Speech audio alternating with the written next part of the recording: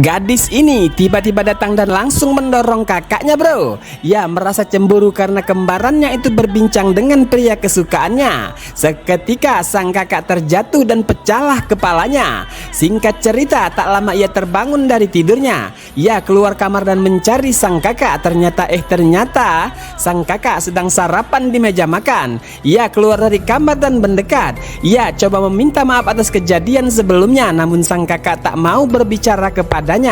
Tak lama sang ibu mendengar sang anak berbincang di kamar dengan sahabatnya. Ia menceritakan soal kejadian yang terjadi antara dirinya dan sang kakak, yang kini membuat kakaknya marah kepadanya. Tak lama ia membawa sang anak ke dokter. Kedua orang tuanya menceritakan apa yang terjadi. Ia kemudian diperiksa oleh sang dokter. Si dokter menghipnotis gadis itu, membawanya ke alam bawah sadarnya dan merunutkan semua kejadian itu, yang ternyata sudah terjadi sejak semasa kecil, bro. Dan siapa sangka semua itu hanyalah hayalan semata. Bocah itu tak punya saudara kembar. Saudara kembarnya sudah meninggal dunia saat dilahirkan.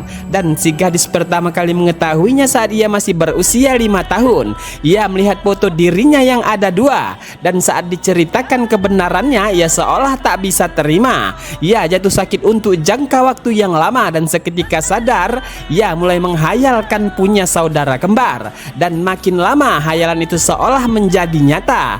Kakek yang sering dilihatnya juga sudah tiada. Ia meninggal tepat di hadapannya saat usianya masih 5 tahun. Tapi di bayangannya sang kakek masih hidup dan selalu berada di dekatnya. Begitu pula dengan pemuda bernama Sampat yang disukainya.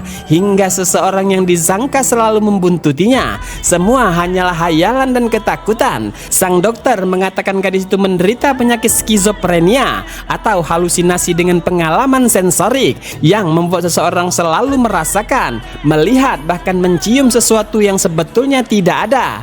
Penyakit itu termasuk penyakit langka karena hanya ditemukan pada 1 dari 300 orang. Penyakit itu bisa disembuhkan namun harus diantisipasi selagi dini. Namun masalahnya saat ini gadis itu sudah cukup besar dan akan sulit untuk disembuhkan. Karenanya saat ini ia ditempatkan di rumah sakit jiwa.